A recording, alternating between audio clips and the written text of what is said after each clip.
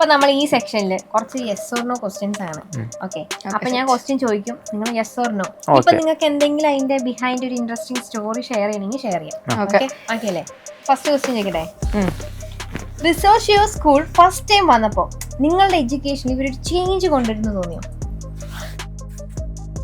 ഇല്ല, വിശ്വാസമില്ലായിരുന്നു. ഇല്ല ഞങ്ങൾക്ക് എന്താന്ന് പോലും അറിയില്ല ഞങ്ങൾക്ക്. അപ്പൊ ഞങ്ങളോട് ക്യാമ്പ് ഉണ്ടെന്ന് പറഞ്ഞു. അപ്പൊ ഞങ്ങൾ ഇങ്ങനെ ക്യാമ്പ് ബോറിംഗ്, ക്യാമ്പ് അത്രേ ഉള്ളൂ. 3 ദിവസത്തെ ക്യാമ്പ് എന്തൊക്കെയോ ക്ലാസ് കളയാൻ അത്രേ ഉള്ളൂ. ക്ലാസ് കളയാൻ വേണ്ടി ഒരു സംഭവം. പിന്നെ എന്നാ ഇപ്പൊ ബോറിംഗ് ലെക്ചർ ഒക്കെ കേട്ടോണ്ടിരിക്കുക, ഉറങ്ങാം, ഇതൊക്കെയാണ് ഞങ്ങളുടെ പ്ലാൻ. ഒന്നും നടന്നില്ല, ഉറക്കവും നടന്നില്ല, ഒന്നും നടന്നില്ല. ഫസ്റ്റ് അടിപൊളി. അത് കഴിഞ്ഞ് പിന്നെ 2ാം ദിവസം വരെ ഭയങ്കര ആഗ്രഹം, അയ്യോ അമ്മയെ സ്കൂളിൽ പോയി. പിന്നെ 11th വേണ്ടി. നിങ്ങൾ റഷ്യയിലേക്ക് പോയല്ലോ, അവിടെ പോകുന്നതിന് മുമ്പ് തന്നെ നിങ്ങൾ ആ മാപ്പ് നോക്കി ലൊക്കേഷൻ ഒക്കെ എവിടെയാന്ന് ഇങ്ങനെ നോക്കിയിട്ടുണ്ടായിരുന്നു?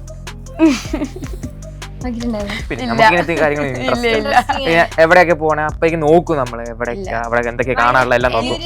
ക്യൂരിയോസിറ്റി എപ്പോഴും ഉണ്ട്. എവിടെ പോയാലും എനിക്ക് സസ്പെൻസ് വേണം.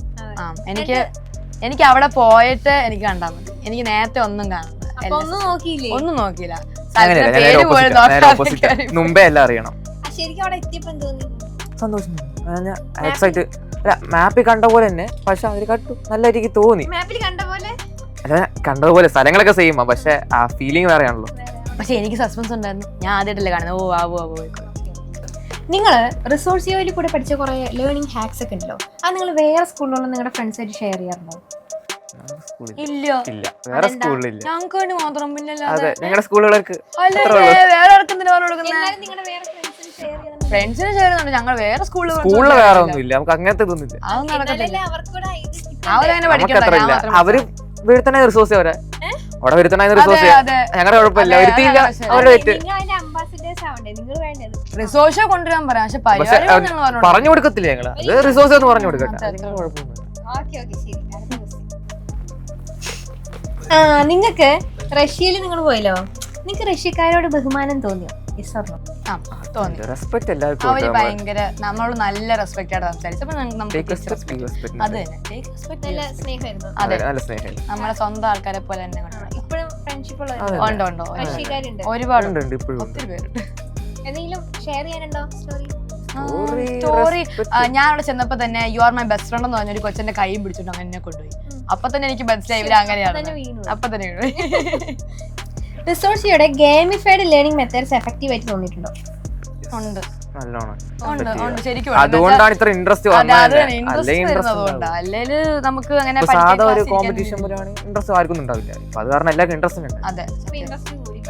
അതെ, ഗെയിംസ് നമുക്ക് എപ്പോഴും ഇഷ്ടമാണ്, എല്ലാവർക്കും ഏറ്റവും ഇഷ്ടപ്പെട്ട ഗെയിം ഏതാ? ഞാൻ റൗണ്ട് ദ ക്ലോക്ക് രസമായിരുന്നു. FC mobile. എടാ റിസോഴ്സിലേക്ക് എത്തിയ ഗെയിമല്ലേ ചോദിച്ചേ?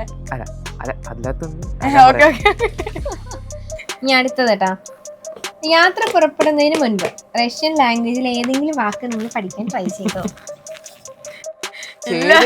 ഫെയിൽ ആയത് മാത്രം. ഞാൻ നേരത്തെ പറഞ്ഞ പോലെ എനിക്ക് സസ്പെൻസ് ഫാക്ടറാ. ഞാൻ അവിടെ ചെന്നാലും നോക്കി ഇപ്പൊ സ്പഷിബാനെ പഠിക്കാൻ നോക്കി, താങ്ക് യു. പക്ഷെ ഡൗട്ട് ചെയ്യുന്നു എന്തുവാണോ പറഞ്ഞ എനിക്ക് ഓർമ്മയില്ല, വേറെ എന്തൊക്കെയാ പറഞ്ഞേ. ട്രൈ ചെയ്തു, നമ്മൾ എപ്പോഴും പഠിച്ചു തോന്നുന്നു പരമാവധി.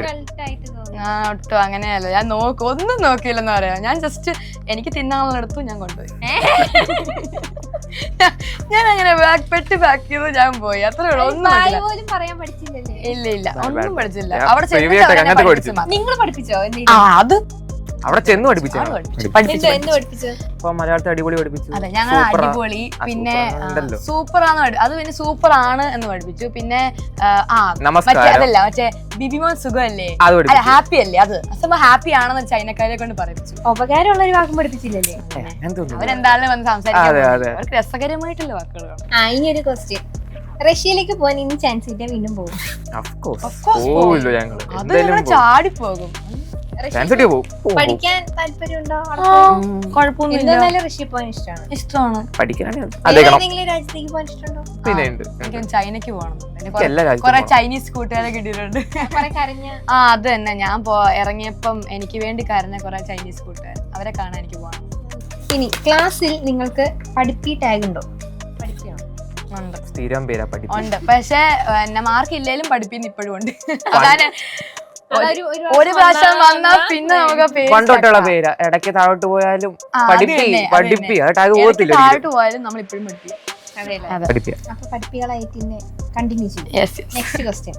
നിങ്ങൾ സ്കൂളിലെ കാര്യങ്ങള് വീട്ടിൽ ഡിസ്കസ് ചെയ്യാറുണ്ട്?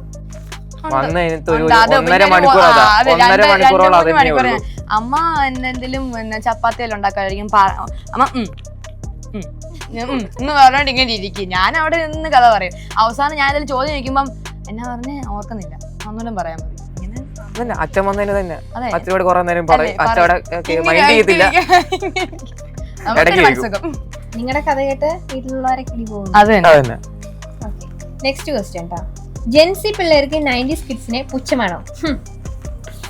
എനിക്ക് പുച്ഛമൊന്നുമില്ല. എനിക്ക് പുച്ഛമുണ്ട്. പുച്ഛെന്ന് പറഞ്ഞാല്